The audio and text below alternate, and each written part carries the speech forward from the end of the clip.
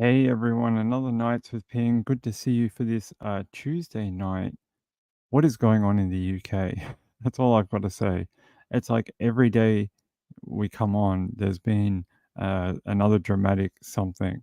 And uh, what? Oh, uh, another dramatic stabbing. I mean, this was, I caught this live overnight Australian time and watching all the news come through early morning in the UK. I mean, it was horrible. There's a video out there, and I won't show it. How would I describe it? It's a person at the end of a street. They are trying to stay away from the knifeman who doesn't have a knife. He has a giant samurai type sword, and he's filming the knife attacker kill someone and then try and drag their body away. And the person that he kills is a young boy, a 14-year-old boy that didn't even see it coming, apparently. It Apparently, a neighbor tried to warn him, saying, "Hey, there's a dude with a knife, or a sword," and, he turned around. By the time he turned around, the guy was already on top of him with the weapon, and he didn't stand a chance, apparently. I'm gonna set this all up now. It is horrible. I can't imagine. I mean, what is going on in the world? It says how the fatal attack unfolded. Residents recount a harrowing 22 minutes between first emergency call and suspect's arrest in East London. So they're saying it only took about 22 minutes. Only 22 minutes. Okay. Only 22 minutes between police receiving the first 999 call about a man wielding a sword in a quiet suburb of East London and him being fired at with a taser and arrested. If there was ever a time for freaking firearms, it's now. There we go. Hey guys, how are you? I had to take the cap off the camera. Um, yeah, I saw these cops gone on top of this suspect, and they're all just like, "I've got a baton. I'm coming at you with my baton and my nothing."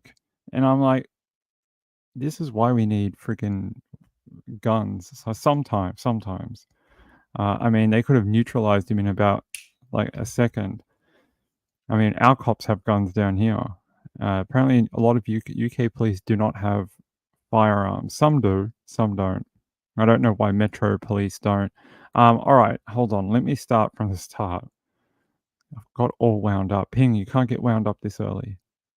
Your blood pressure will go up, and then you'll have to take blood pressure medication. All right, let's go. Let me find a different link for you that starts from the beginning. Because I want to show you the suspect. All right, here we go. So this is the moment when the police actually finally get on top of this guy. Now, for about 15 minutes, he was running through backyards, getting in between houses, jumping on top of like fences. And they're like, "Hey, you over there, stop, put the sword down. I'm far away from you, but listen to what I'm telling you." And he was just like, "Yeah, I'm not going to do that." And he just kept going. I mean, I wouldn't either. What are they going to do? Yell at you? So here we go. They finally get on top of him. Here he is jumping a fence.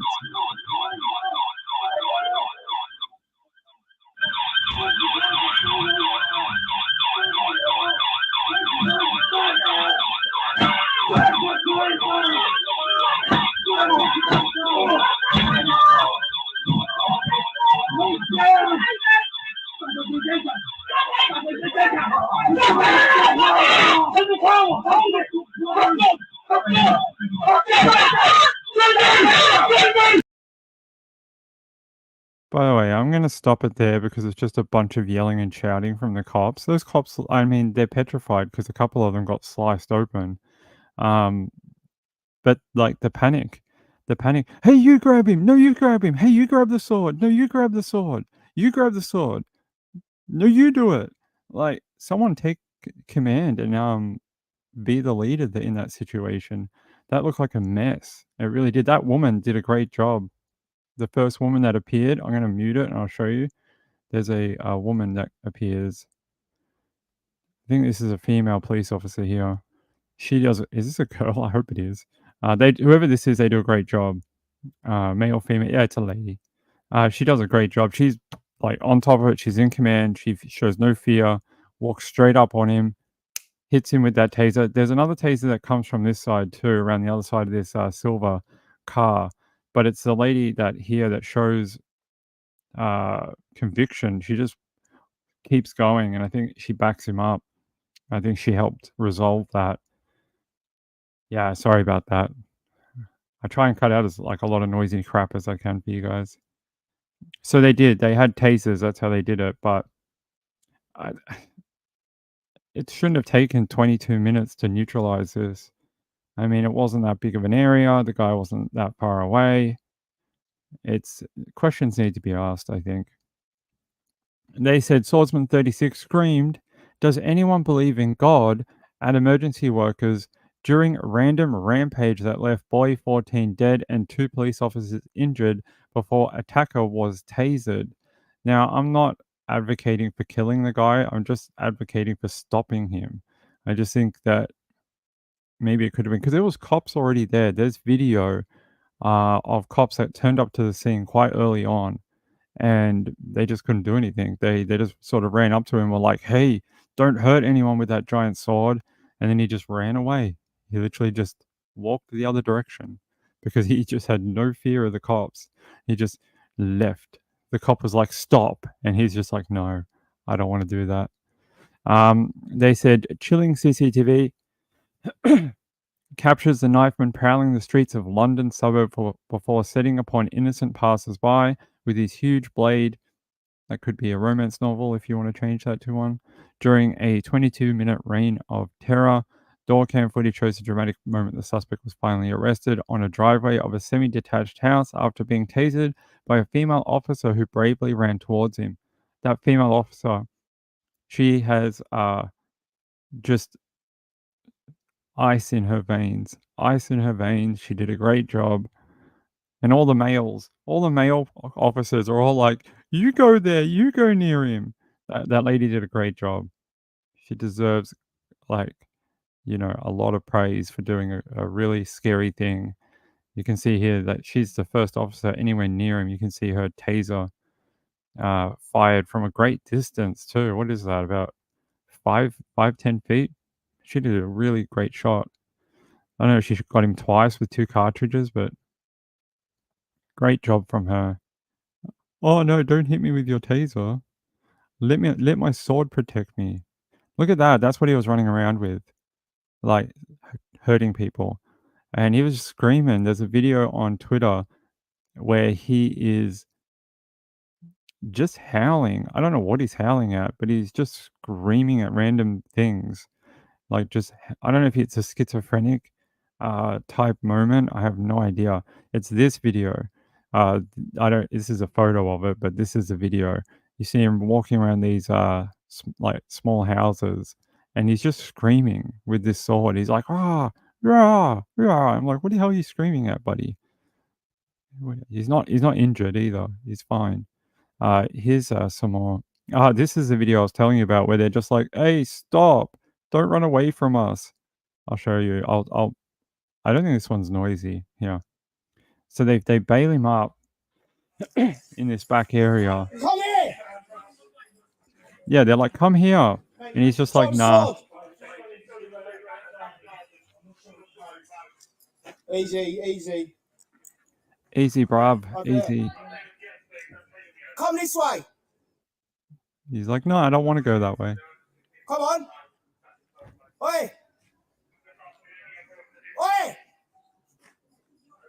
Come this way. Yeah. Oi! He's going in people's gardens, man. Lock your doors! Lock your doors! So the cop tried to warn people that, you should lock your property up, don't let him inside. But you could just see, like, the cop had no command of the situation. He's like, "Don't go that way." And the guy just left. He's like, "Don't do that." And the guy just did the exact opposite and hopped down off the fence. I mean, uh, I if it wasn't so serious, it would literally be funny, and I would literally be laughing. But it's not. It's really serious that these cops had no command over the situation. And sometimes, we say, "Man, the US cops are overboard, and they do crazy crap, and geez, they really take it over the top." But you see what happens if you go the other way, and you have no command over the situation. It just keeps going. So I don't know. I don't know where the happy medium is. I'm not a police officer. I have no freaking idea. All I can say is that what it looks like from the outside. Ben Falcon said in the US he'd be dead so fast. I know, right? They would have shot him. There's another video where he's near the victim's body. I will not show that video with respect to the 14-year-old as it shows a dead minor. I will not show that video on this channel. But I can describe it. Just that he's near the 14-year-old and a cop approaches him on the street. And again, same thing that you saw in this video. The cop's like, "Hey, hey, hey," and then he just walks the other way. He just leaves. He just left. He just left and went into another street. And cop had no, not a lot of command, and he was more afraid. The guy lunged at him about 4 times.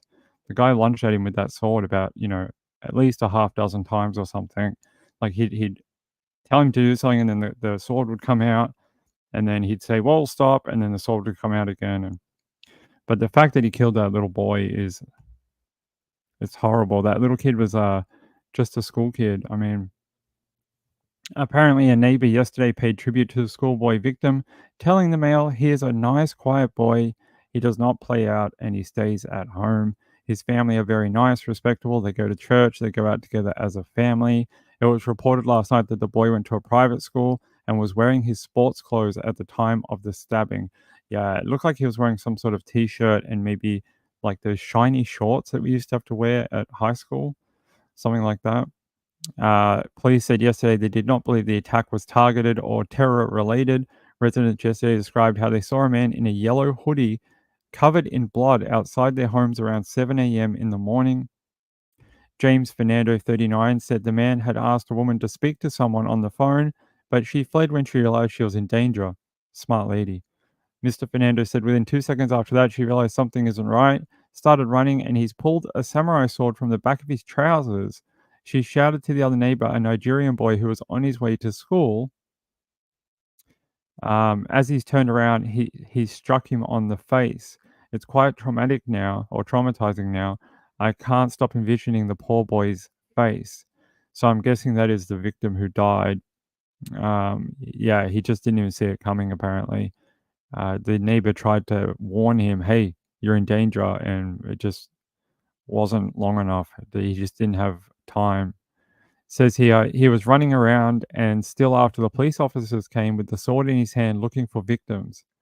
Yeah, police officers turn up and he was still prowling around trying to stab people.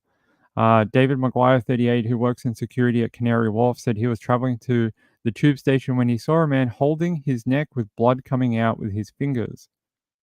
Wait, holding his neck with blood coming out his fingers. Okay. So the guy was stabbed in the neck. There you go. That's the easiest way to say it. He told the Times there were so many people running towards the station trying to get away from danger. No one quite knew what was going on. Yeah, apparently they also shut down that train station. So people couldn't flee the area either. There was no way to get out of the localized area. So people were sort of trapped, and it wasn't that far away from the station. People just had to move away as far as they could and hope that police solved it eventually. It was pretty scary because you're talking about what 7:30 a.m. in the morning. It's peak hour. People are heading to work, heading to school. A lot of people out there trying to, get to their day. Says a resident who lives across the road from the vicious attack described how she saw a man leaving a house covered in blood as police arrived. She said, "I saw something happen outside and heard screams. I didn't understand what had happened and thought it was a child. My daughter came into my room and said, 'Mom, Mom, something is happening outside.' I went outside and the police shouted, 'No, no, please go back in your house because he is dead.'" Okay. "I went back into my house. On the second floor, I saw through a window a man in a yellow hoodie running quickly through the car park outside, through a garden and past another home. I saw the man running away. After that, I don't know. I saw all the police and a helicopter. Yeah, here's another video of police chase sword wielding attacker attempting to pepper spray him. Somebody filming from inside their property, from their window, hopefully safely. It's very hard to see, but they're up on that corner near a flashing police car, and then they try and pepper spray him. At one point, he is trying to rub his eyes and get to water, but it seemed to do very little to affect him. There is another video where you see him, he's constantly wiping his eyes and trying to, shield his face or, like, at least rub out the pepper spray, but he's it seems to do very little to affect him. It affected him for less than 20 seconds. So, that does happen sometimes when people are, either drug affected or in a psychotic state. The pepper spray doesn't really do anything. It does only for a moment. It's not like on us. You spray us, we'd be on the ground writhing in pain going, "Give us the water and the milk." I would be. I'd be like, "Give me all the water." Uh, yeah, there you go. Really frightening. There's that still scene I showed you from the earlier video, just sitting on top of a fence, and the police is like, "No, please don't go that way. We please come this way. Please come to be arrested. I'd like to talk to you very friendly." And there's damage to vehicles, and the street was shut down eventually.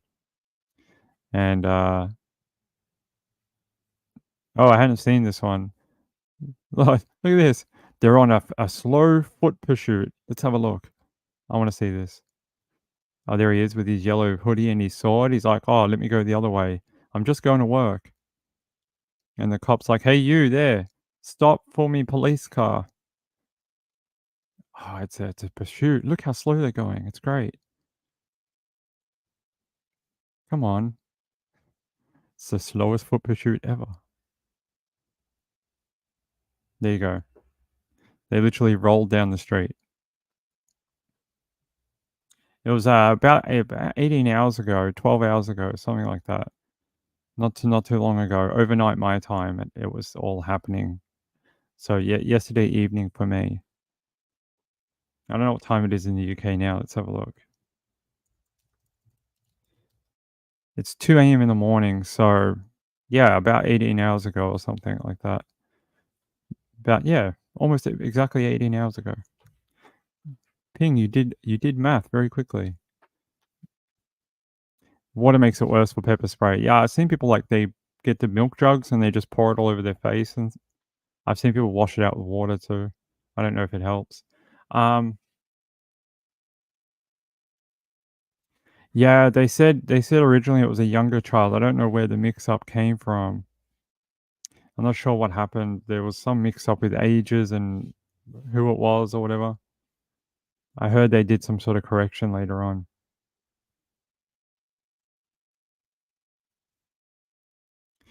James Avery owns an artisan jewelry store.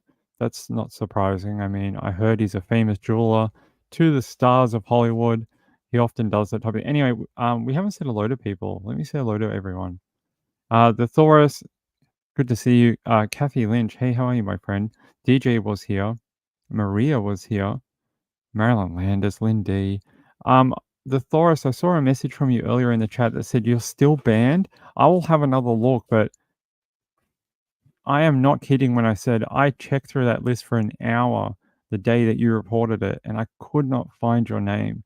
Like, I sat there with my eyes at the screen, like 2 inches from the screen, and I just looked at every name on the list, and I just went, like, line by line, 500 names, looking for your name, and I did it 10 times in a row, and I could not find you. I I don't know what's going on, but I will have another look. If you are still unable to chat there, I will have another look. Alright, it is fixed. Okay, alright, alright, alright. Burnt Popcorn, good to see you, Mamma Mia. Kathy Lynch, Moonlight View, hello, my sweet friend. You don't happen to know who my secret admirer is, do you? You let me know if you have any hint of anyone who that could be. Peekaboo Cockatiel, good to have you, my friend. DJ Cams, is she here? DJ's here? Hey, DJ. DJ Carnes. Who else? Did I miss anyone? Danny Mitchell, good to have you. Angela, 17th of the what? 2:17 a.m. Yeah. Oh, okay. All right. Thank you. I appreciate that. I'm glad it's fixed for you. Diane. Hey, Diane Marie. How are you? Danny Mitchell, it could be you. Do you have a yellow hoodie? You let me know. We may have to arrest you. Hey, Kibby. Good to have you. Um, yeah. Mila View says, nope, sorry. All right. Have to keep searching. So yeah, very scary time for that suburb in London. I What's the solution? I don't know. Do we ban knives?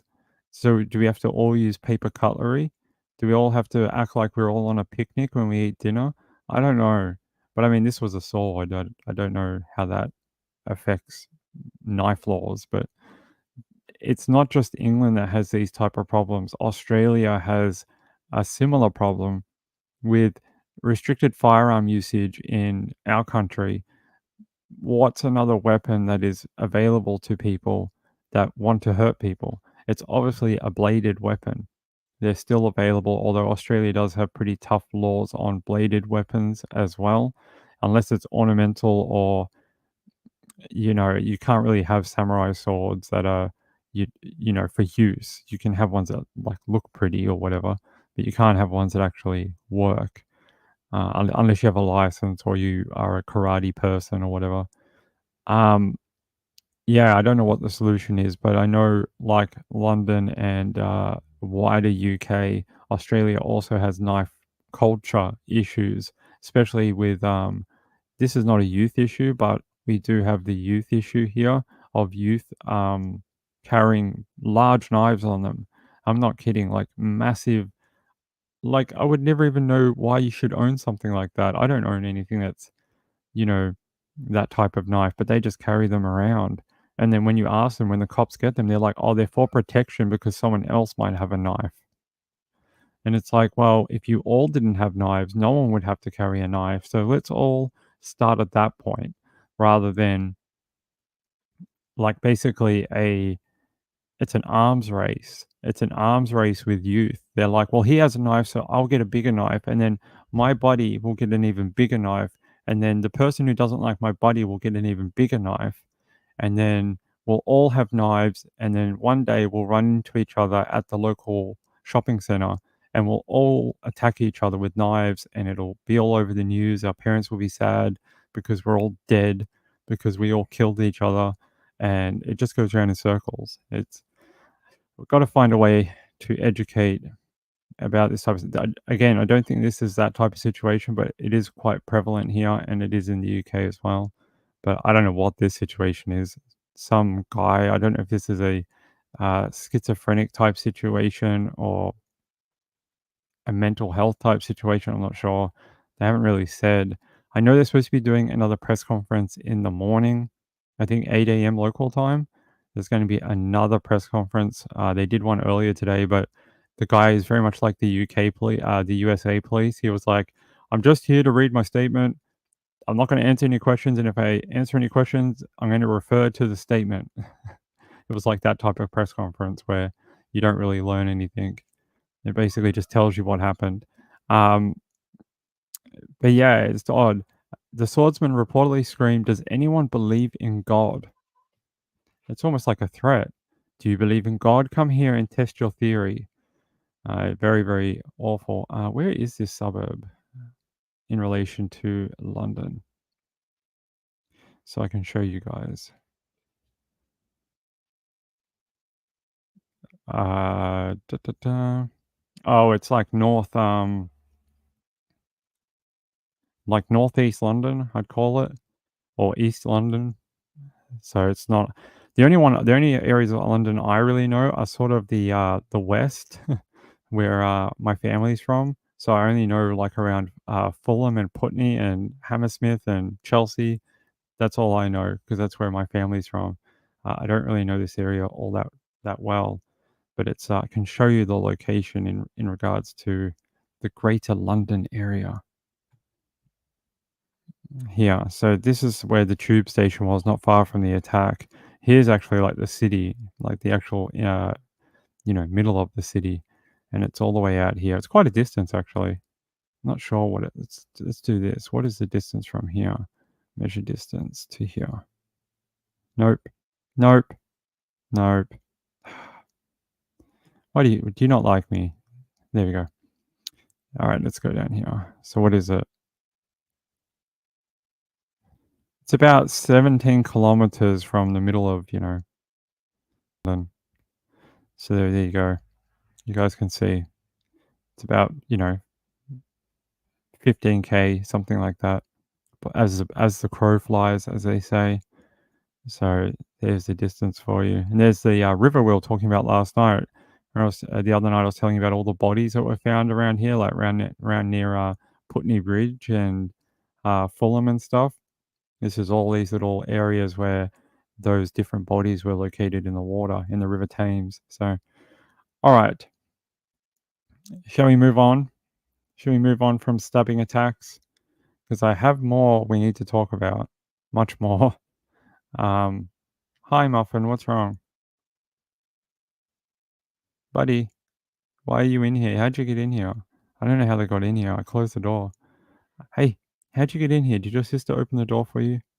No, no, no. All right, guys, hold on a second.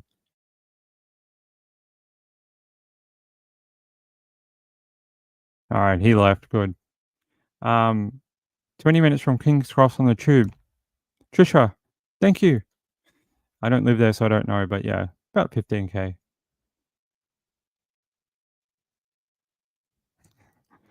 You're saying thank you to the bot? I don't think he can actually understand. It's just a computer program. The picture of Sebastian. I don't want to talk about Sebastian. I mean, I'll talk about it if we have news about Sebastian, but if you guys want to talk about that crap that happened on the weekend, I have no interest. I have no interest. Zero. I don't want to get involved. I'll get involved in finding Sebastian. I don't want to get involved in drama or whatever. Um, Here. So we spoke about a young woman who was found dead in a flat yesterday. Apparently, this morning, two men have been arrested over her death. So it says the woman found dead in a flat in Sydney's eastern suburbs has been identified as a young mum, as two men have been charged with serious offences in relation to her death. Emergency services were called to the unit on Hardy Street at North Bondi, where police discovered the body of Yolanda Mambula, 19, at about 9:20 a.m. on Tuesday. Despite the work of paramedics, she could not be revived. Miss Mambula was remembered by distraught family and friends by her uplifting spirit. They say on her GoFundMe, she was funny, full of joy. She was always there to help anyone. It's understood she had given birth only in the past year, so she just had a baby recently. New South Wales police subsequently arrested a 32-year-old man who was believed to be her boyfriend at the location, and apparently have arrested another person as well. Ugh, that's a bit gruesome. You don't see these kind of images out of Australia very often, but there's the coroner van. There's her body being taken away. That's odd. You don't see that all that often. Following inquiries, officers executed a search warrant at an address in nearby Flood Street in Bondi around 5:10 p.m. on Tuesday. During the search, police seized 1 gram of methamphetamine or methylamphetamine and cannabis at the scene. Police also arrested a 34-year-old man at the address who was taken to Waverley Police Station. The 34-year-old was charged with 2 counts of possessing a prohibited drug. The 32-year-old man was charged with outstanding warrant for larceny, value less or equal to $2,000, 3 counts of enter a vehicle or boat without consent of owner occupier, destroy or damage property less than equal to $2,000, hinder or resist police officer in the execution of duty, and goods suspected stolen in on premises. That's all the charges. He was refused bail to appear before Downing Centre Local Court on Wednesday, while the 34-year-old man was issued a field court attendance notice to appear at Waverley Local Court on Tuesday, 18th of June, 2024. So apparently Miss Mumbula's body was wrapped in a weighted red rug and wheeled out on a gurney by an undertaker and wheeled into the back of a forensic van on Tuesday night. That's an awful way to put that. A postmortem examination will be conducted to determine her cause of death. Forensic officers were inside the fourth floor unit on Tuesday afternoon while detectives spoke with residents of the large apartment complex and neighbors on Hardy Street. A neighbor told the Daily Mail the unit complex is notorious for loud disturbances. They also said there's a lot of drug users and drug addicts who live at this particular housing apartment. So it seems like it has a bunch of issues apparently. So there you go. But it doesn't look like they've been arrested for any crimes against her. If you look at these accounts, none of them are for anything to do with her. It says here 32-year-old man charged with outstanding warrant, but they're all like larceny or property damage, break and enter, resisting arrest, and stolen property. The other one was drug charges for the 1 gram of methamphetamine and cannabis. That's it. There's no charges here for murder or anything like that. Maybe they will be forthcoming. Maybe these charges are just holding charges until they figure out her cause of death, and then they will continue to upgrade charges in the future because they're behind bars, so they ain't going anywhere, and they'll have time to work on this particular case. But there's a photo of her. Yolanda is her name. She was only 19, had given birth recently in the last year to a child, and was found dead at that apartment. Hey, Red Like Wine, how are you? Hey, good to see you though. I'm sorry I don't make my chat friendly enough for you, Red Like Wine. No, I'm just kidding. I'm just kidding. Calm down. I was just joking. I hate mornings. How are you, my friend? Good to see you. What is this one? Oh, the picture. Okay. That's being investigated. It might be an old photo. She looks quite young, right? I would say it might be an older photo that they pulled from something. Hey, JS the cat. How are you? Good to see you. Yeah, it looks like an older photo. Maybe it's like a high school type photo. She's wearing like a white top here. A driver's license photo or a passport photo. She could be from a while ago. I would say that might be true.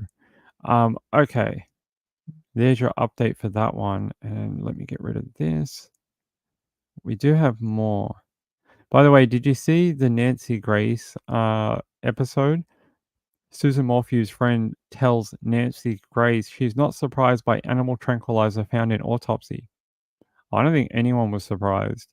Put your hand up in chat if you were all at all surprised that there was animal tranquilizer found in the autopsy. How many hands up do we have in the chat? It should be zero. It should be none because I think everyone expected that would probably be a possible theory. I don't think anyone was all that, you know, shocked by it.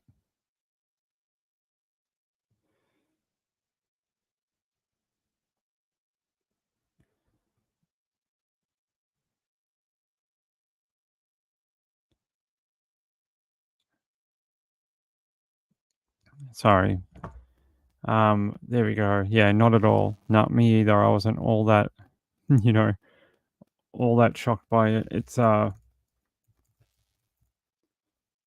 adds to the body of evidence I think that we all have in our minds of what might have happened to Susan. Red like wine, I was joking. I think people think I'm angry at them, but I'm just joking. I was only having a laugh at your expense, my friend. The Thoris says mine is up due to the fact I had not kept up with the case.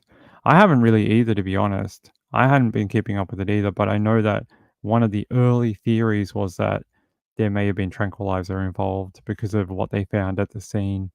They found a cap in the washing machine and other things. Stage bicycle scene, no mountain lion. Yeah, no mountain lion. No mountain lions were hurt in this production. Hey Marjorie, how are you, my friend? Joining into Keep. All right, you joining into Keep. Marjorie says my hands down. Yeah, I'm not surprised, but I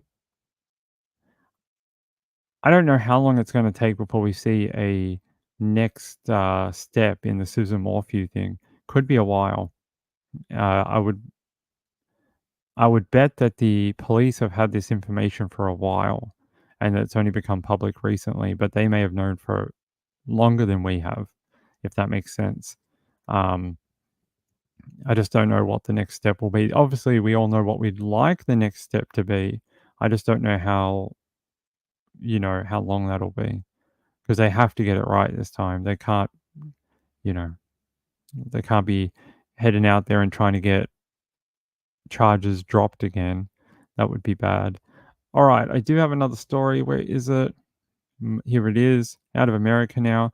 Milwaukee mother killed, man in custody in Minnesota for homicide. More homicides of women.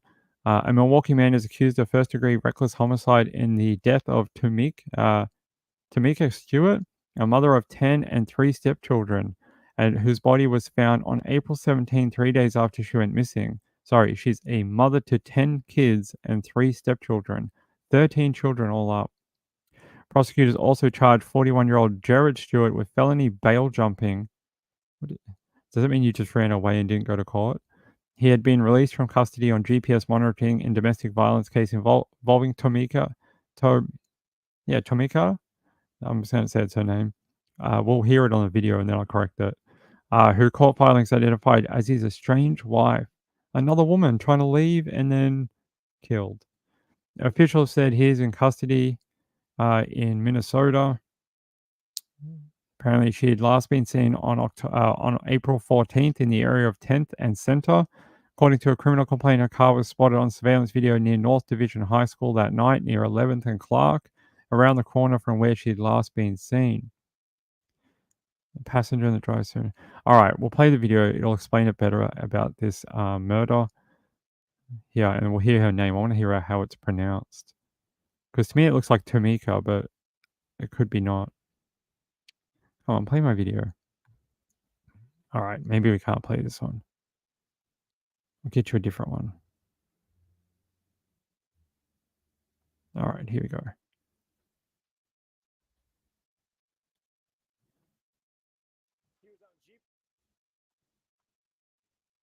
GPS monitoring is a part of getting out of jail after prosecutors say he assaulted and threatened his wife. As Fox 6's Bill Miston explains, she later went missing and was found dead.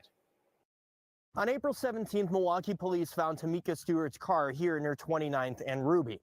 In the trunk was Stewart's body. She was stabbed 49 times. Now, prosecutors say her husband is the one that killed her. On April 17th, early that afternoon, the Milwaukee police asked the public to keep an eye out for Tamika Stewart, but it wouldn't be long before she was found. Court filings say her car was parked on 29th Street. In the trunk, her bloodied body riddled with stab wounds. Police said she was last seen near 10th and Center on April 14th at around 5:30. Now, court documents are filling in the gaps. Surveillance cameras at North Division High School captured Stewart's car parked on Clark Street that evening. Another car pulls up and parks behind. The driver gets out and gets in Stewart's car. Wasn't long before the person then got out and gets into the driver's seat of Stewart's car and drives away. Milwaukee police pulled GPS data from Tamika Stewart's car, showing it at 10th and Center, 12th and Finn, Hopkins and Congress overnight, and then 29th and Ruby the next morning, where the car was found. Those times and locations the same as Stewart's estranged husband, 41-year-old Jared Stewart. He's on GPS monitoring after being charged earlier this year with assaulting and threatening his wife. He's currently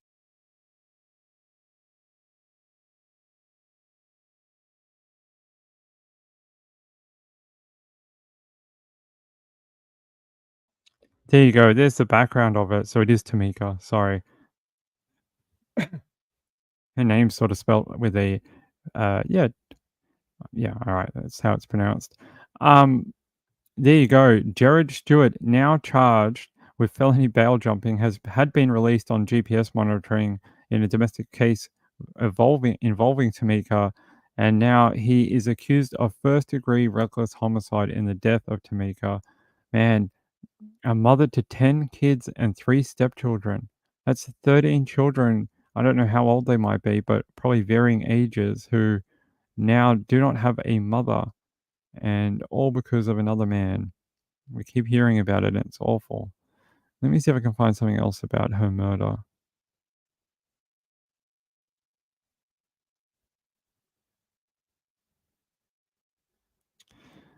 Let's see. Da-da. Here's where they found her. I want to show you. This is a video. A missing woman has been found dead. Earlier today, Milwaukee police reported 41-year-old Tamika Stewart critically missing.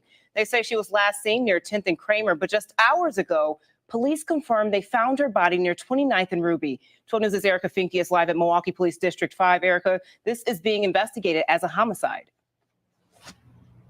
And it's a devastating end to a search for Tamika Stewart's family after her body was found near 29th and Ruby. Surveillance video shows police going door to door in that area with crime scene tape clearly visible.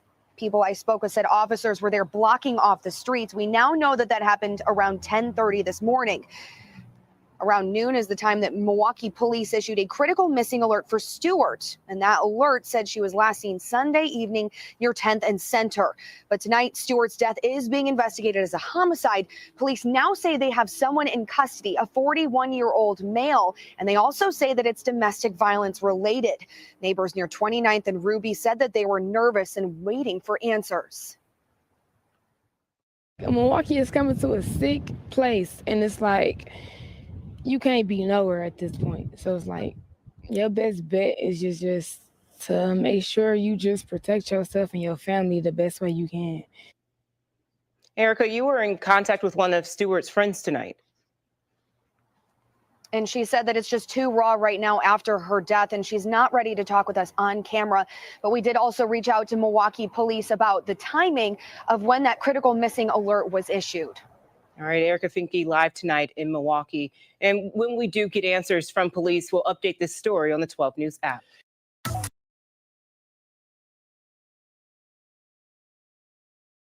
There you go. Some background on Tamika. I mean, I know that we like to bring stories of, you know, white women or young white women or middle-aged white women that get killed, but happens to all people. Doesn't matter your race or ethnicity.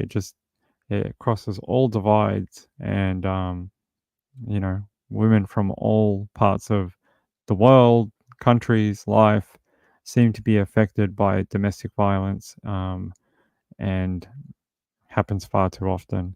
I mean, you would think at her age, which is not super old, it's my age, like around her, you know, late 30s, 40s, you shouldn't have to worry about this crap anymore, right? It's time to just relax and try and not be as not have to worry about this kind of stuff. But it seems like it affects women at all ages, from younger ladies all the way up to I think I saw a domestic violence incident involving a 71-year-old man who killed his 72-year-old wife. So it happens, you know, even into our older people. But there was one I was watching yesterday, and I wanted to show it to you if I can find it, because the family put out a video on YouTube, and it's from the UK. It's actually from a UK TV station, but they got permission to put it on there. They have like a charity for their daughter who was killed due to domestic violence. The TV station allowed them to put the full episode on their TV channel for her charity. And I wanted to show it to you so you guys could watch it if you wanted to. Let me grab it.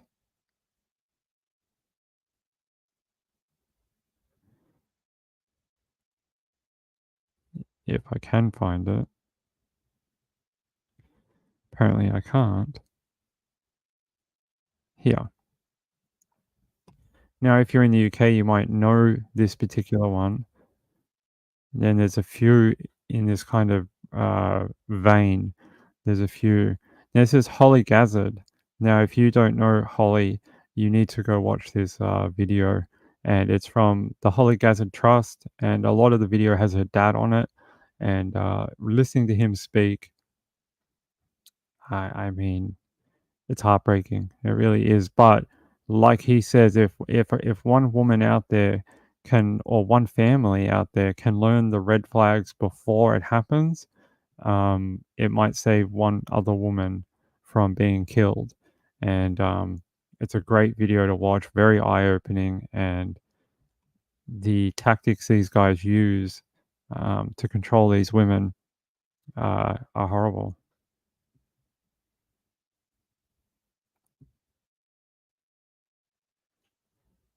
The program I told you about ping the push is DV related. I will have a look for it. I will. I don't know what this one's called. What's this one called? I watched it last night. Hold on, I have to pause it. Does it have a title card? No. Oh, yeah, it does. Hold on. What is it called? And you can tell this is the broadcast copy they got given too, because it has all these color bars and then this. The program was called Stalked Murder in Slow Motion. Really interesting. I watched about 5 episodes from this series last night, and it even has a story in there about a guy who was stalked by a female, and really, really brutal. So give it a watch. I'll put the link in the chat, and it's about 45 minutes in length. So if you need a documentary to watch, I'll look it up on YouTube, Angela. So if you want to look up about Holly, really devastating story, really is. I couldn't believe it. Some of the stuff that he did to her was just. You think, like, how can you put up with that? But then you think they're in so deep, and they start threatening people. Like, one of the things the guy would do to Holly was he would threaten her father, and her father was like her world. And this guy was like a big dude, and he was like, "I'm gonna murder your father. I'm gonna beat his head in with a bat.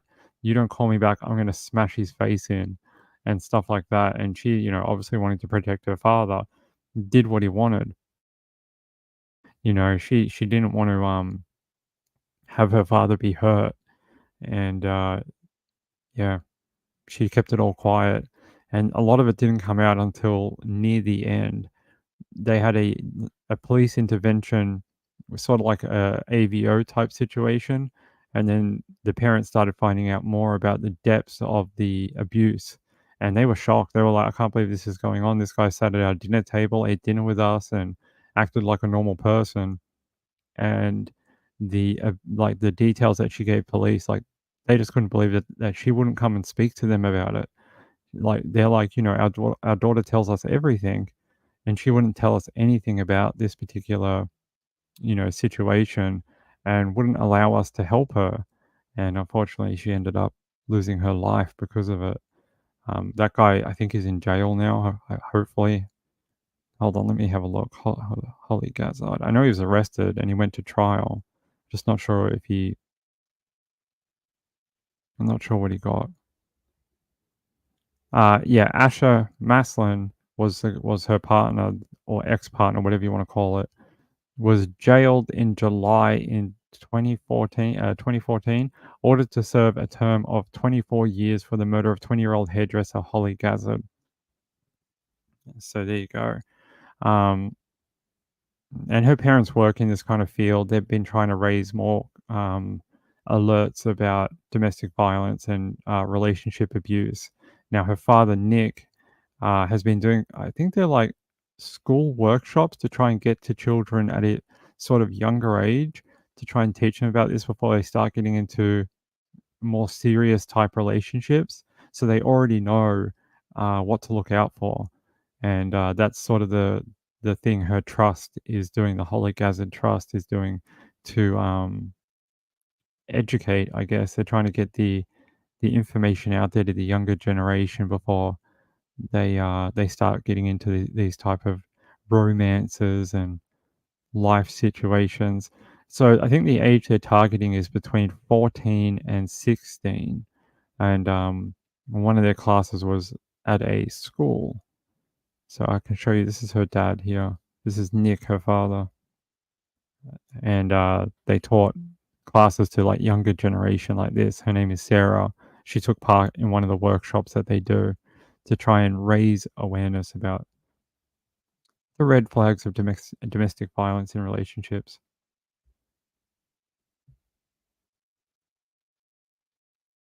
That's interesting. John Clement and Laura Richards, the ex Scotland Yard, who worked a lot. Okay, I didn't know that. By the way, I feel so bad. The other night, I was supposed to do Reeby's cat thing, and I totally forgot all about it and just ended the show. And we'll have to do it. Maybe I'll do it on the late show today to make up for it.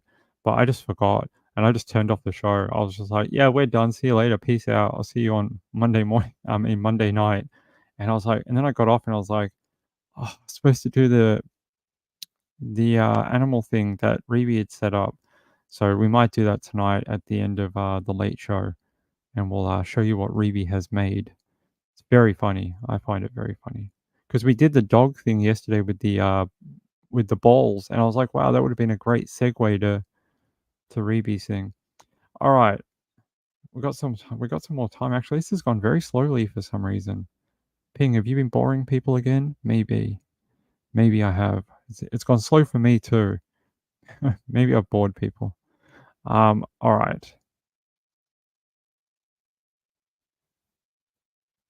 Wait, hold on. Oh, so actually, if we go actually, that's why I did this. All right. Sorry, I forgot that I had another part of the Tamika Stewart thing that I wanted to read for you.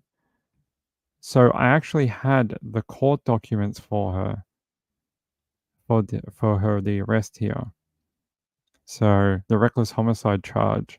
So it says the above named defendant on or about Sunday, April 14, 2024, at or near 1150 West Clark Street in the city of Milwaukee, Milwaukee County, Wisconsin, did recklessly cause the death of TDS, another human being, under circumstances which showed utter disregard for human life, contrary to section whatever of the Wisconsin statute. Upon conviction of this offense, a Class B felony, the defendant may be sentenced to a term of imprisonment not to exceed 60 years in prison. Wow. He got done for bail jumping. So apparently, Detective Michael Fedel reports that he recovered video from North Division High School of events occurring on West Clark Street between 11th Street and 12th Street on April 14, 2024, between 7:18 p.m. and 8:03 p.m. This video shows a small red Dodge Avenger arrive and park on West Clark Street about 7:18 p.m. The timing of this corresponds to GPS data for the victim/TDS vehicle, a red Dodge Avenger. A short time later, a small grey Mitsubishi Mirage arrives and parks directly behind the red Dodge Avenger. At about 7:20 p.m., the driver of the grey car exits his vehicle and gets into the passenger door of the red Dodge. At about 7:59, there appears to be movement in the red Dodge, and the driver door opens and then closes. No one exits the car. At about 8:01 p.m., the passenger door opens and closes. At about 8:02, the passenger door opens. The passenger steps out and appears to reach into the vehicle as if to pull something out. The passenger attempts to shut the door, but an unknown object appears to prevent the door from shutting. The passenger then walks around the back of the red Dodge and enters the driver's seat. At about 8:03 p.m., the car's brake lights are activated and the red car drives away with the passenger now in the driver's seat. The original driver never exits the vehicle. So did he kill her in the vehicle? It's interesting. The same camera on April 15, 2024 shows a white Ford Escape arrive at around 6:21 a.m. and park across from the grey car that had been left behind the day prior. The passenger gets out and gets into the small grey car that CW, a friend of the defendant's who will later be interviewed and say is a car that is familiar with him driving. CW stated that during the morning she dropped the defendant off and he got into the grey car.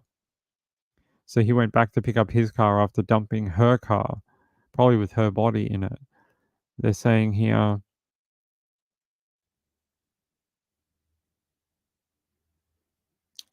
they even got location tracking. So GPS reports from Justice Point, the entity monitoring the defendant's location through the GPS monitoring system, generally reported some of his locations as like West Clark Street, like where the incident took place, North 12th Street, 12th Street, North 12th Street, a bunch of other ones.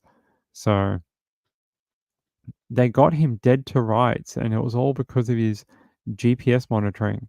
Why would you kill someone when you're being GPS monitored? It's almost like stabbing yourself in the heart. It's almost like you went to kill someone and they were behind you, but you stabbed yourself through the chest at the same time. You're like, aha, I got you. Wait, I killed myself as well. It's utterly silly. We always say on this channel, people are not clever criminals. They don't tend to think or have any kind of, you know, they don't tend to think through their crimes and be like, maybe I shouldn't do this because I'll get caught very easily. They don't seem to,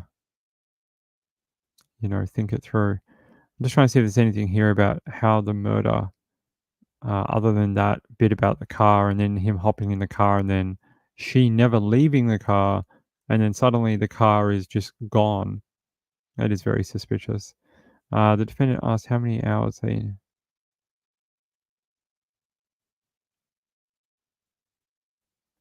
All right. So yeah, it's just more GPS tracking.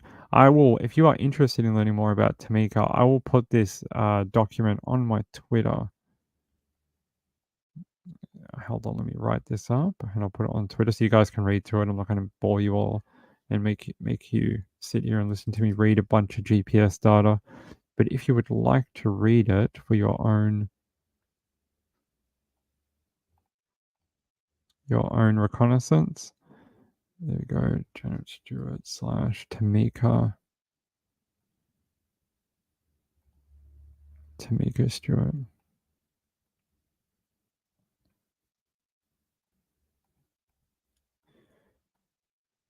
All right, I have posted that document on Twitter, so you guys can you guys can grab it if you want to. It's on my Twitter, and you can read the criminal complaint for him if that is something you'd like to do. But what a jerk! Killed a guy who had 13 children. Killed a woman who had 13 children. We'll get to that.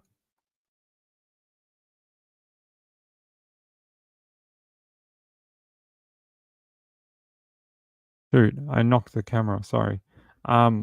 Yes, we're gonna talk about that. I did post it last night. Where is it? Here. I posted it when, just like a couple of minutes after the news became public, from the newspapers in Salford. The Salford murder victim, so if you remember the guy who was dismembered and had his body dumped all over the, Salford, Greater Manchester area, he was the one we were calling the torso murder, but now we gotta stop calling it that. He has a real name. His name is Stuart Everett, and this is Stuart Everett here. He's 67 years old. I don't think they've released what the relationship between Stuart and then the two Polish people were. I actually wondered maybe he was a landlord. Maybe he was renting out part of his premises to them or something, because I don't know what their relationship could be. But we've got to stop calling it the Salford torso murder. We call it the murder of Stuart Everett. That's his name. Got to give him his dignity in death, even though it is a awful, awful death. We've still got to do that, and at least show his photo. Here. Victim named in Salford Human Remains investigation. 2 men appear in court in Manchester Crown Court charged with murder of the 67-year-old. There you go. They believe he was killed sometime between March 25th and April 2nd. And the 2 men appeared in court on Tuesday charged with murdering Everett, whose dismembered abdomen was found on 4th of April in Kersal Wetlands, a popular walking spot causing shockwaves in the community. I'm just trying to see if there's any new information about the actual murder.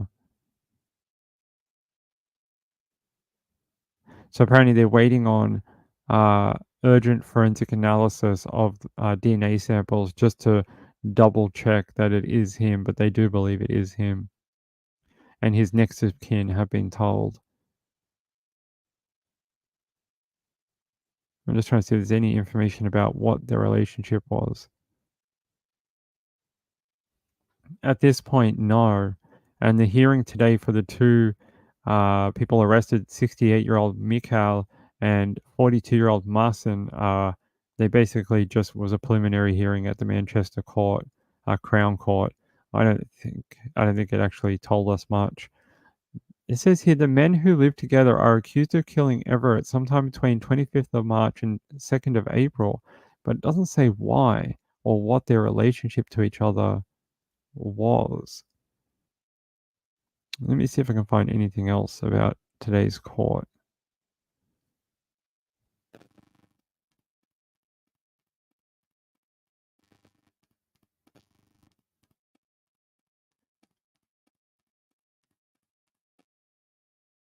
No real.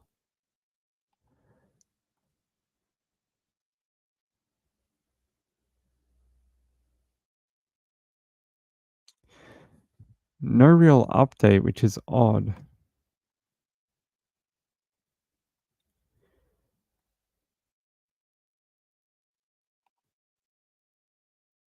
Sorry, I'm trying to see if we can get a better update for you.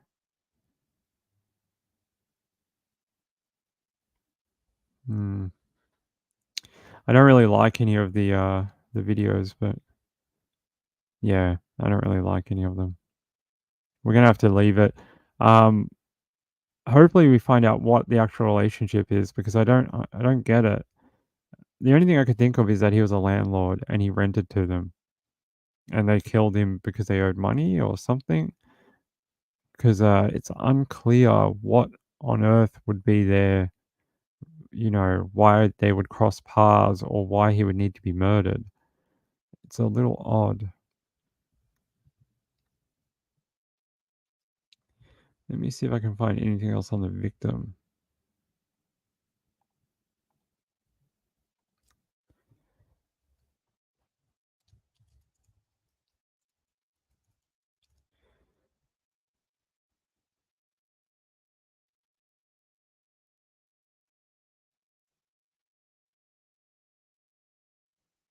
Yeah, okay. I don't really see anything else, really.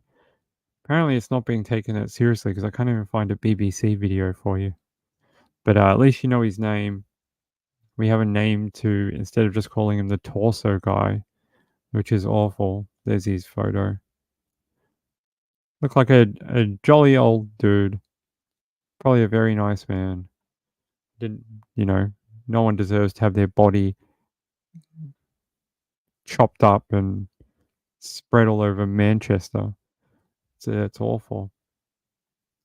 All right, let's move on. The Thor says, thank you all the answers pertaining to Twitter. What's the answers pertaining to Twitter?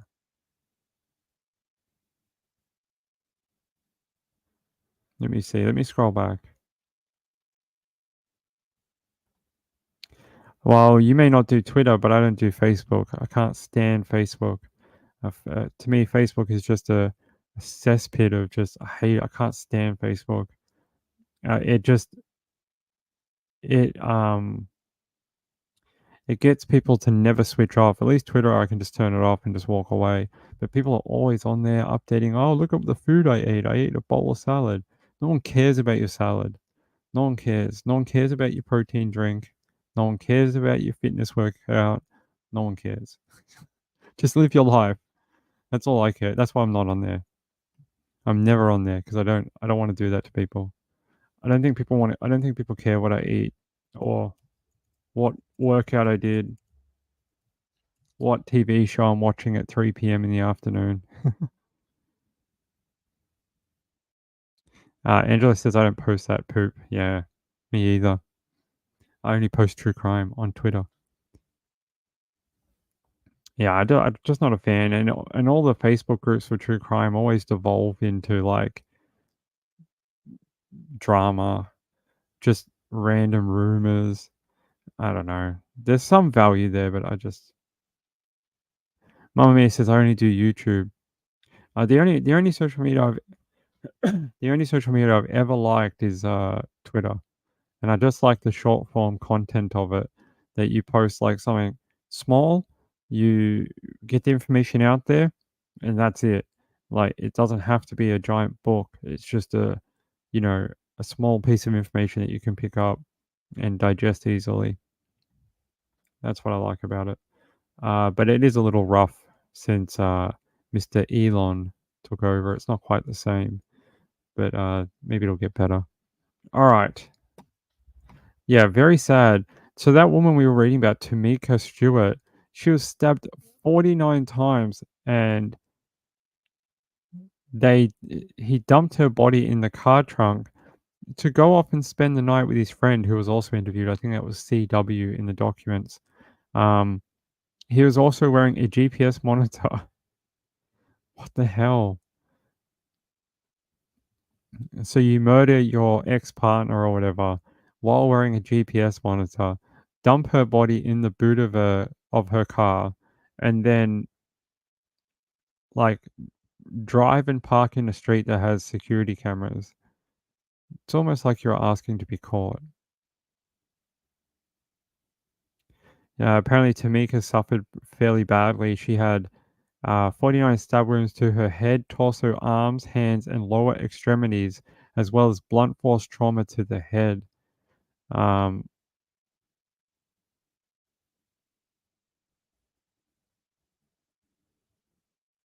so apparently he ditched Tamika to go spend the day with another woman. The woman says that she didn't know he even had a wife, and straight after the murder, they had met up at his home and had sex and spent the night together. It's a little creepy, right?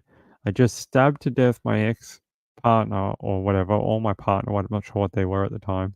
And then I went off to be with another woman and have sex with her.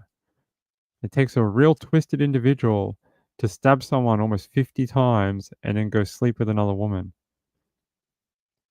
The fact that your mind can switch between those two activities so easily worries me about who this guy is and what he can actually do. Aw, that's very sad. That's a good thing about the social media things where they do those anniversary things. Yeah, Kathleen says, "Hey, someone might want to see what I had for dinner." Maybe like your family or something. Marjorie says, "My Facebook feed is much different. I detest X, always have, really use it. I just like the short form of it. I don't like Facebook because of all the stuff.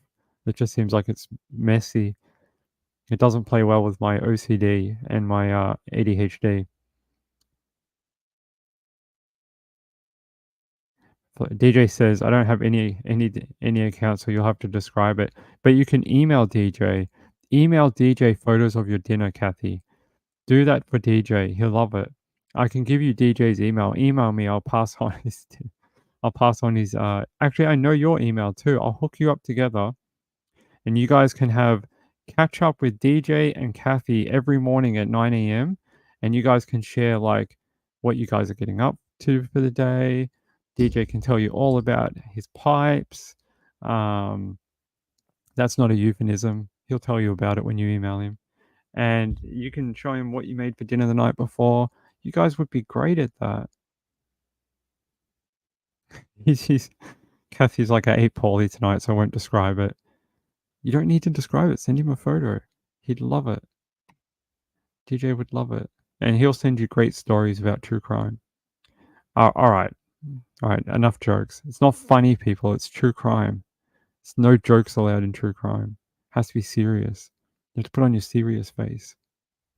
All right. Let's see what else we got.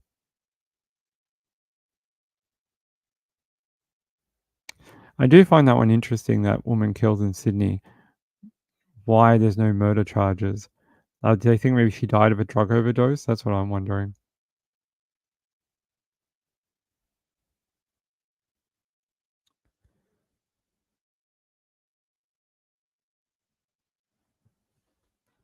Hold on.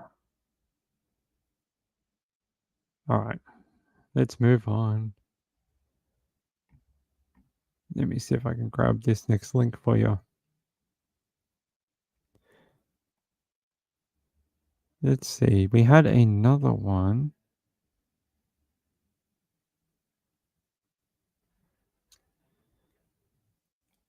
Elijah Vu. Let's talk about Elijah Vu. Because I love Elijah Vu and I wish we'd find him. I think he's the sweetest looking little boy. And after you hear the crap he went through, you just want to protect him, even though I'm guessing he's not here anymore. As sad as that is, but what a sweet little boy he looks like.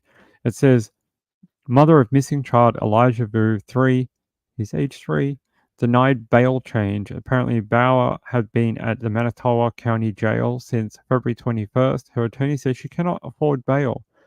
That's the whole point of bail, is that you're not supposed to be able to afford it.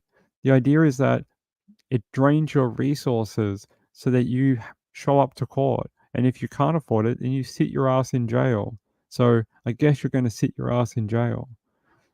Sorry, she upsets me, that woman. Um, a judge denied a bail modification for the mother of missing child Elijah Vu on Tuesday. Katrina Bauer, 31, appeared in court in Manitowoc County Tuesday morning on April 19th. Bauer's attorney requested her bail be reduced from $15,000 cash to a signature bond. A signature bond allows someone to be released without paying the bond. The person must comply with certain conditions set by the court and promise to appear back in court. Would you give Katrina a signature bond with no surety on it? Hands up in chat. How many of you, after hearing all the crap that Elijah went through, would be okay with giving Katrina Bauer a signature bond, which means she puts up no surety? Hands up in chat. How many people would like to do that? I would like to know. I'm looking for hands of people who would like to bail Katrina Bauer for no money. No surety at all. I'm going to sit here and wait like a minute. How many people? Let's see if we get any hands in the chat. Vicky says no. Yes, Vicky, I agree. No. Let's hope we get no people, no hands. I want to see no hands in the chat. Except for the guy who has no hands, and I'm sorry, it's not a joke. We're not making fun of you. It's not a euphemism for you. All right. It's not a joke about your disability. I think that's ridiculous. There's a reason they gave you a $15,000 cash bond, because they knew you couldn't afford it.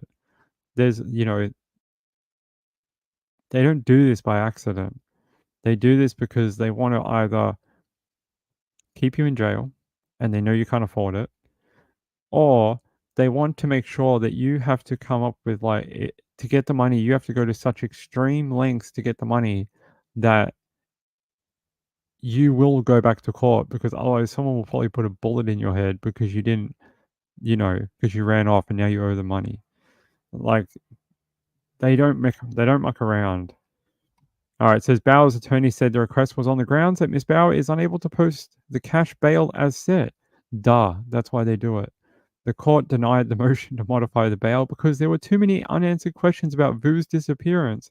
Tell us where the boy is, and then we'll talk about maybe you get a bond for a week until you go to trial for murder. Sorry, I didn't say that. The court stated there would be significant risk that Bauer would not appear back in court. Yeah, exactly. Bauer's attorney also filed a motion late Monday to allow Bauer to see her other child. The state attorney requested that the motion be denied. Bauer's attorney withdrew the motion Tuesday because it was filed so late on Monday. She will appear back in court on May 28th. Bauer and her boyfriend Jesse Vang, 40, are both charged with felony chronic child neglect in the case. Elijah Vu was reported missing out of Two Rivers on February 20. Let's play the video update for it. The mother of missing 3-year-old Elijah Vu will remain in jail, at least for now. A Manitowoc County judge denied Katrina Bauer's request to reduce her $15,000 bond to a signature bond, which would have allowed her to get out of jail without posting bond. She's charged with chronic child neglect after her son Elijah was reported missing from Two Rivers back on February 20th. The judge said Bauer is a flight risk and that there are still too many unanswered questions for her to be released without bond. Bauer's boyfriend, Jesse Vang, is also in jail on child neglect charges. Prosecutors say he was the last one to see Elijah before he was reported missing.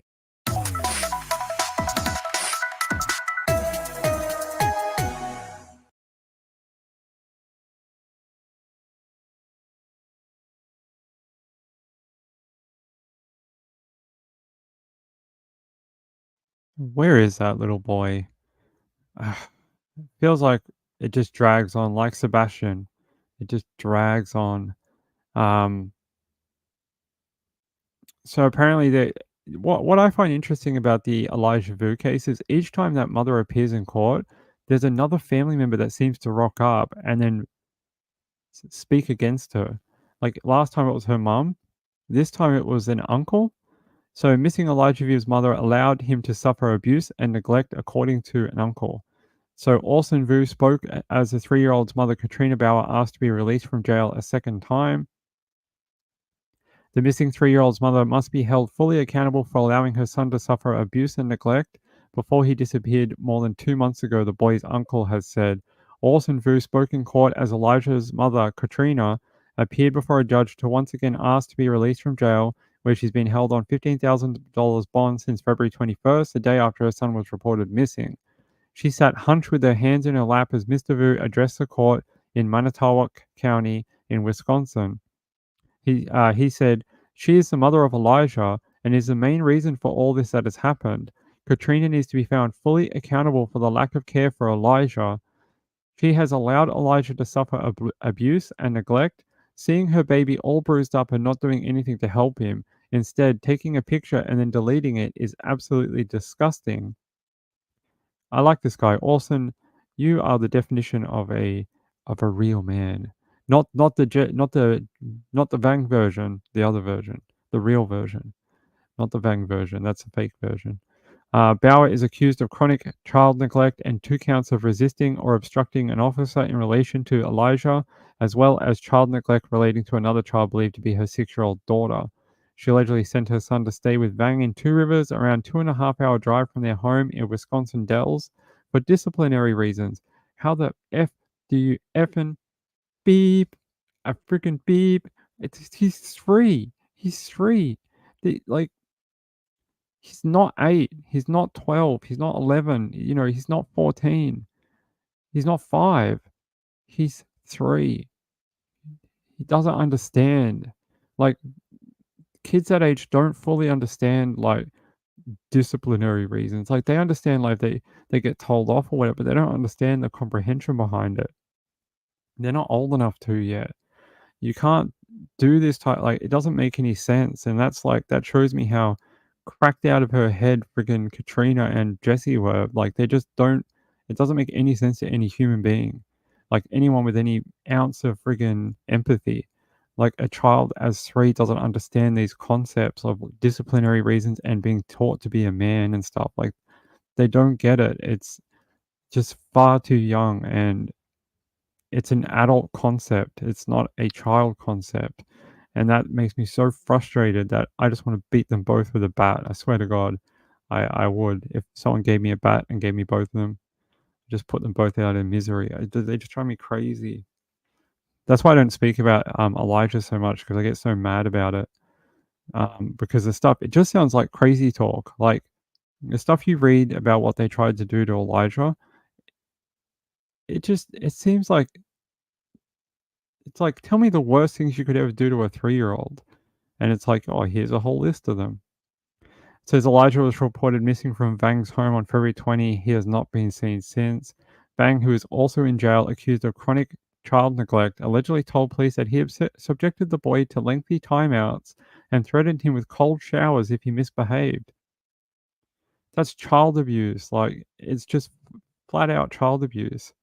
It's not punishment. It's not teaching him anything. It's just child abuse.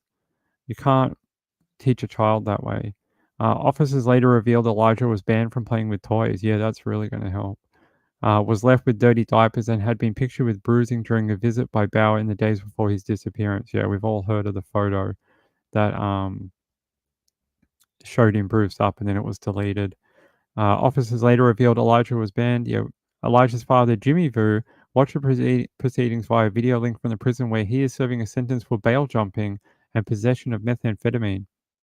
She was a great choice in men. Bauer's attorney argued that her client should be allowed to go free without having to pay $15,000 bond because she had previously shown she could show up for court appearance in previous cases and had no real money to her name. That's not a reason to get a bail reduction. You have to show that you've made progress at solving the problem that's in front of you. The problem that's in front of you is where your child is at. Show that you're helping the police find your child and you're doing that to your fullest. That's how you'd get a bail reduction in this particular case because the police could then back you saying, yeah, she's been really cooperative and tried to help us and tried to get, Jesse Vang or whatever to, admit to his part or whatever. That's how you get a bail reduction. You don't get a bail reduction going, I don't have the money to pay on my bond. It's not going to work because you haven't shown any ounce of caring for Elijah.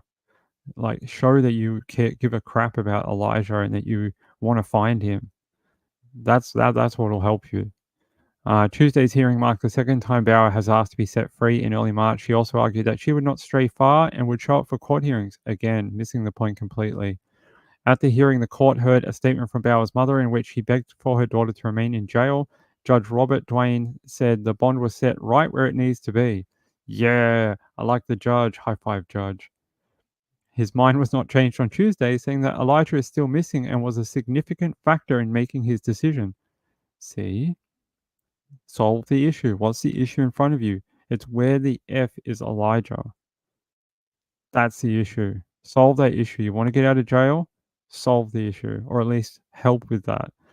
Make conceded efforts to helping law enforcement. That's how you'll get your bond reduced. Not by just crying poor and saying, I can't pay a cash bond. It won't get you anything. And the fact that you haven't learned after going back now 2 times to the judge asking the same thing shows that you and your legal representation have a limited understanding of how this works.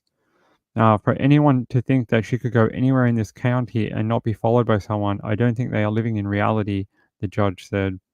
The judge said that with Elijah still missing and a lack of support available for Bauer in Manitowoc County, he could not let her go free. There's too much at stake. There's too many unanswered questions, he said. Bauer's mother, Jody, who was also watching the proceedings, spoke last week of her daughter's cold reaction to the news her son had gone missing. She last spoke with her daughter on March 1, not long after she was arrested. She said that her daughter appeared to believe her son had just disappeared on his own. Talk about La La Land. Talk about La La Land. She was calm. I think the investigators who had called me that night said she was cold. Whether she was detached or in denial, I don't know, the grandmother told local station WISN 12. It was the mama bear, the anger, the instinct, the hysteria that was missing. It just hit me wrong, she said. Yeah. Where's the mama bear? Where's the, you will never get near my child, or I would do anything to find my child and keep them from being hurt or out in the cold or whatever. But I think her track record and sending him away to Jesse and all that shows a complete lack of that type of emotion for Elijah. A further hearing has been set for Bauer on 28th of May. Vang is next due in court on 28th of June. Let's hope we find Elijah soon. I'd like to know where he is. I'm sure a lot of other people in the chat would like to know too. Oh, I'm sorry to hear that, Sherry. Well, I'm glad you got a good diagnosis, at least something that you could work with. Sometimes it's hard to get those. Kathleen says we won't tell any Ping, it's our secret. That's right. Yeah, he's the cutest little boy. I know. What a sweet little boy, right? The photos you see of him, you just go, what a cute little kid. He would have been a very, very cute little boy. Oh, shoot. We have to get out of here. Sorry. I spent so long rambling about freaking Katrina And Jesse Vang, I didn't even pay attention to the time. Hey, we're going to be back for the late show, about midnight Eastern. Want to come back and hear me yell about Jesse Vang some more? Come back and listen to more of my rambling about Jesse Vang. No, we've got other cases, I promise. Hey, Vicky K. Vicky K sent in a new donation for this month. Vicky, you only sent one in a couple of days ago. I really appreciate it. You are so sweet. And I'm just happy to see you in chat. I really am. It's very nice to see you in the chat. But thank you. I do appreciate it. Ruby says, what time is that in Oz? It depends what time Trish finishes. She's been going really late recently. But it's normally sometime between 2 and 2:30 Australian time, local time. But it just depends. Yesterday she almost went to 3 o'clock. But I mean, it's up to her. It's her show. She can do what she wants. Thank you, Vicky. It's very sweet of you. I do appreciate it. Appreciate all the people. By the way, from tomorrow's show, we'll have a brand new video for the month of May. For the month of May, we're gonna have a brand new video. I've been working on it with new music and a new cool background. We've got new spacey type background. You sent me an email? Oh, about the bounce house? Yeah, we'll do it after. We'll do it for the late show. Reeve says I'm not getting notifications. You might have to try clicking that bell again and clicking all and then or turning it off and then back on. Or sometimes that helps. Other than that, I don't know, but a notification did go out 30 minutes before this show. I saw it on my phone, but I don't know why some people get them and some people don't. I don't know why some people get unsubscribed. I don't know, but we get a lot of people who get unsubscribed for no reason. It's really annoying. Yeah, I'll be back. Hey, you guys are all amazing. I will see you. Have fun with Trish. I don't know what she's doing tonight, but what is she doing tonight? Hold on, let me check for you. Let me give you a rundown. What is she doing? Come on, StreamYard, load. She's doing something on Barry Morphew and Chad Daybell. So we someone called them hoes. All right, go watch the hoes on the other channel. All right, go have fun with the two hoes on Web Sleuth. Love you all. Bye. See you in a couple of hours. All right, come hang out with us. We'll do more breaking news then. All right, see you later. Bye. Go have fun with the hoes.